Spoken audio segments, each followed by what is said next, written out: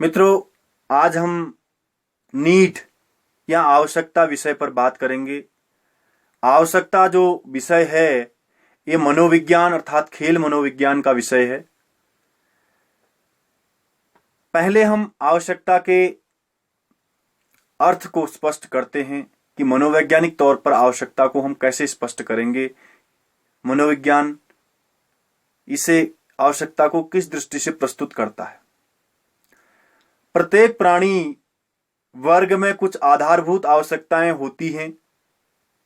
प्रत्येक प्राणी वर्ग में कुछ आधारभूत आवश्यकताएं होती हैं जिनके अभाव में उसका अस्तित्व असंभव है, जिनके अभाव में उसका अस्तित्व संभव नहीं है अर्थात असंभव है, जिसकी तृप्ति पर उसका जीवन आधारित होता है।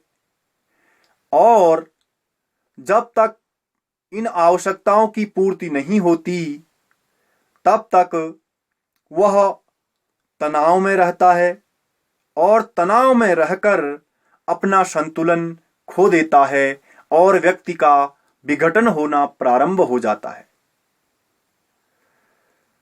जिसके फलस्वरूप उसका क्रियाशील होना अनिवार्य है। तो इस प्रकार आवश्यकता का अर्थ स्पष्ट हुआ। अब हम आवश्यकता की परिभाषा पर चर्चा करते हैं। बोरिंग, लिंगफोर्ड और विल्ड के अनुसार, बोरिंग, लिंगफोर्ड, लैंगफोर्ड और विल्ड ने एक परिभाषा आवश्यकता की दी है।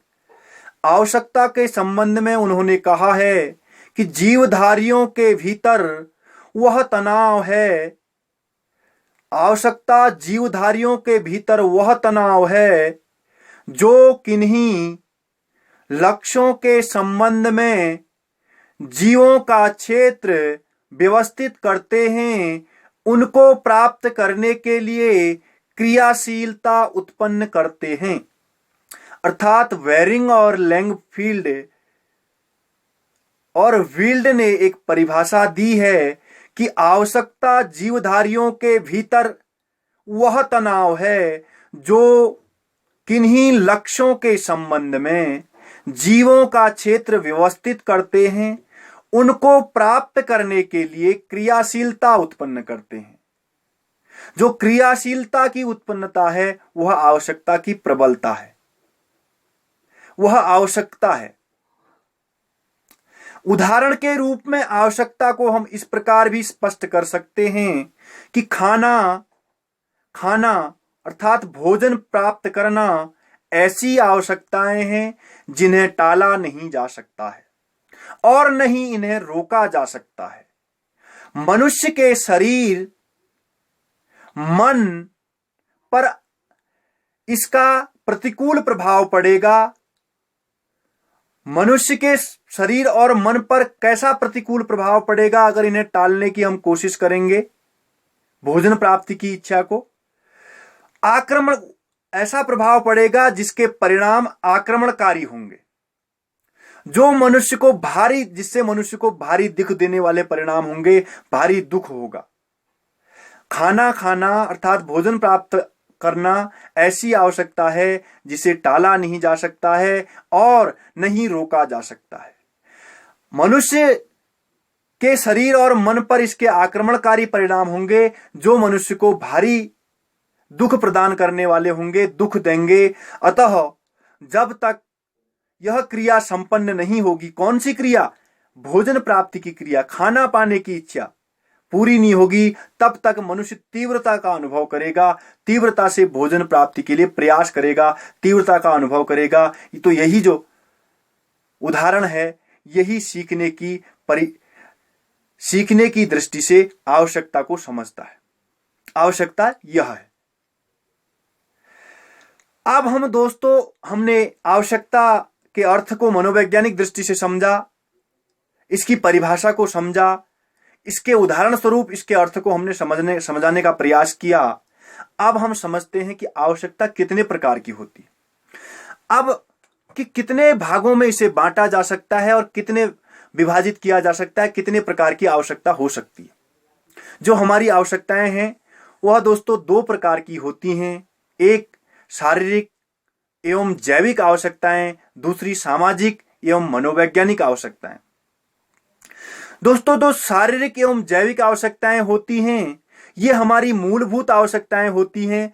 इनको हम नहीं टाल सकते, इनको टाला नहीं जा सकता है, इनको रोका नहीं जा सकता है।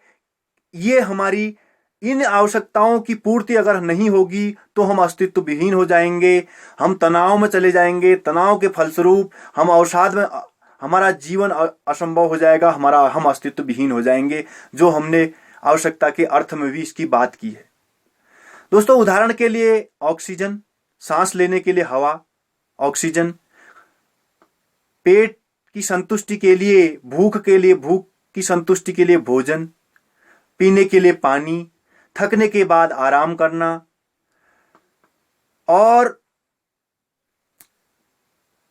आराम करने के बाद कार्य में लगे रहना, और कार्य में लगे रहने के बाद, बहुत अत्यधिक कार्य करने के बाद विश्राम करना, अर्थात सोने, काफी चलने फिरने के बाद, काफी थकने के बाद सोने की आवश्यकता, नींद की आवश्यकता, भौतिक, ये जो आवश्यकताएं हैं ये शारीरिक एवं जैविक आवश्यकताएं हैं। मनुष्य की शारीरिक और जैविक आवश्यकताओं के अंतर्गत आती हैं, जो भौतिक आवश्यकताएं भी हैं। और भौतिक वातावरण में के खतरों जैसे आंधी, तूफान, सर्दी, वर्षा, लू, जंगली जानवरों का खतरा और जंगली जानवरों से सुरक्षा, ये हमारी जो शारीरिक एवं जैविक आवश्यकताओं के अंतर, जिन आवश्यकताओं की जिनके हमने नाम लिए, ये सारी चीजें शारीरिक एवं जैविक आवश्यकताओं के अंतर्गत आती हैं। दोस्तों, शारीरिक और जैविक आवश्यकताएं हमारी वह आवश्यकताएं हैं जो हमारा अस्तित्व रखती हैं, जो हमारे लिए बहुत महत्वपूर्ण हैं। इन आवश्यकताओं के अभाव में, इन आवश्यकताओं की पूर्ति के अभाव में हमारा जीवन असंभव है, हमारा अस्तित्व असंभव है। अब बात करते हैं दोस्तों दूसरी आवश्यकताओं की। आवश्यकताओं के दो प्रकार होते हैं, शारीरिक एवं जैविक आवश्यकताएं। दूसरी आवश्यकताएं होती हैं सामाजिक एवं मनोवैज्ञानिक आवश्यकताएं। जब शारीरिक एवं जैविक रूप से व्यक्ति संतुष्ट होता है, उसकी आवश्यकताओं की पूर्ति होती है, वो खुशहाल होता है, तो वह सामाजिक एवं मनोवैज्ञानिक आवश्यकताओं की भी पूर्ति चाहता है। दोस्तों, सामाजिक और मनोवैज्ञानिक आवश्यकताएं क्या हैं, इनको हम कैसे समझ सकते हैं, इन पर चर्चा करते हैं कि सामाजिक और मनोवैज्ञानिक आवश्यकताएं क्या हैं। दोस्तों, सामाजिक एवं मनोवैज्ञानिक आवश्यकताएं सामाजिक दृष्टि से प्रत्येक व्यक्ति चाहता है, प्रत्येक व्यक्ति के भाव में होता है कि वह सामाजिक दृष्टि से सुदृढ़ हो, सुबल हो, प्रतिष्ठित हो, आत्मनिर्भर हो। तो इसी प्रकार की वह उसकी आवश्यकताएं, इस सोच को लेकर के उसकी सामाजिक आवश्यकताएं होती हैं। वह सामाजिक रूप से संपन्न हो, वो सामाजिक दृष्टि से संसाधनों से संपन्न हो, आर्थिक तौर पर संपन्न हो, सामाजिक तौर पर संपन्न हो, वह मनोवैज्ञानिक तौर पर संपन्न हो। सामाजिक एवं मनोवैज्ञानिक आवश्यकताओं के अंतर्गत स्वतंत्र होने या आत्मनिर्भर बनने की आवश्यकता। प्रत्येक व्यक्ति चाहता है कि मैं स्वतंत्र हूं, मैं स्वतंत्रता से जीऊं, मैं किसी प्रकार की गुलामी में ना रहूं, गुलामी का जीवन न जीऊं, और मैं आत्मनिर्भर बनूं, मैं खुद करूं, मैं अपने लिए खुद करने कार्य करने के बाद सुख की प्राप्ति करूं, या फिर उसका सुख का दोहन करूं। आत्मनिर्भर बनने की कोशिश करता है। दूसरों पर डिपेंड रहने की अपेक्षा आदमी अब स्वतः स्वावलंबी बनने की कोशिश करता है। यह उसकी सामाजिक और मनोवैज्ञानिक आवश्यकताओं के अंतर्गत आता है। दोस्तों, दूसरी महत्वपूर्ण बात आती है सुरक्षा संबंधी आवश्यकता। प्रत्येक व्यक्ति चाहता है मैं सुरक्षित रहूं। प्रत्येक व्यक्ति चाहता है मैं सामाजिक दृष्टि से, आर्थिक दृष्टि से, मनोवैज्ञानिक दृष्टि से मेरे को कोई मानसिक रूप से दबाव ना हो, मैं सामाजिक दृष्टि से सुदृढ़ हूं, सामाजिक दृष्टि से मैं कोई दबाव में कार्य ना करूं, आर्थिक दृष्टि से मैं कमजोर ना हूं, सुरक्षा, आर्थिक दृष्टि से सुरक्षित रहूं, सामाजिक दृष्टि से सुरक्षित रहूं, मनोवैज्ञानिक दृष्टि से मैं सुरक्षित रहूं। सामाजिक सुरक्षा भी व्यक्ति चाहता है। अगर वो समाज में रहता है तो समाज में वो रहता है तो वो सेफ रहे, हर किसी प्रकार से उसको सुरक्षा समाज में मिले, सुरक्षा का भाव उत्पन्न हो और सुरक्षा के भाव की उसकी संतुष्टि हो। और अगली चीज व्यक्ति चाहता है, सामाजिक और मनोवैज्ञानिक आवश्यकताओं में अगली आवश्यकता आती है उपलब्धि संबंधी आवश्यकता।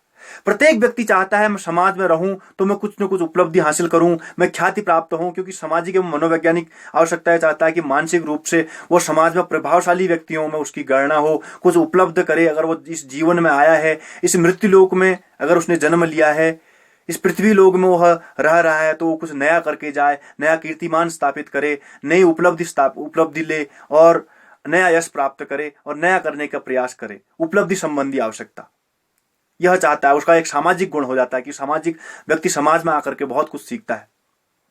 सामाजिक गुणों के फलस्वरूप व्यक्ति के अंतर्गत उपलब्धि संबंधी आवश्यकता उत्पन्न हो जाती है। और दूसरा व्यक्ति चाहता है स्नेह संबंधी आवश्यकता। मनोवैज्ञानिक, साइकोलॉजिकल रूप से, मानसिक रूप से, सामाजिक सोशल रूप से, दोनों प्रकार से व्यक्ति चाहता है वो समाज में उसे प्रेम मिले, वो भाईचारा मिले, उसे सम्मान मिले, उसका आत्मबल बढ़े, उसको प्रेम भाईचारे पूर्ण वातावरण मिले, वो किसी प्रकार के डिप्रेशन में ना रहे, वो किसी प्रकार के दबाव में ना रहे, किसी प्रकार के तनाव में ना रहे, बल्कि प्रेम और भाईचारे के साथ, बंधुत्व की भावना के साथ समाज में रहे, स्नेह की भावना से रहे। स्नेह की सामाजिक एवं मनोवैज्ञानिक आवश्यकताओं के अंतर्गत स्नेह संबंधी आवश्यकता, प्रेम संबंधी आवश्यकता, मानवता संबंधी आवश्यकता, इन आवश्यकताओं को भी व्यक्ति चाहता है।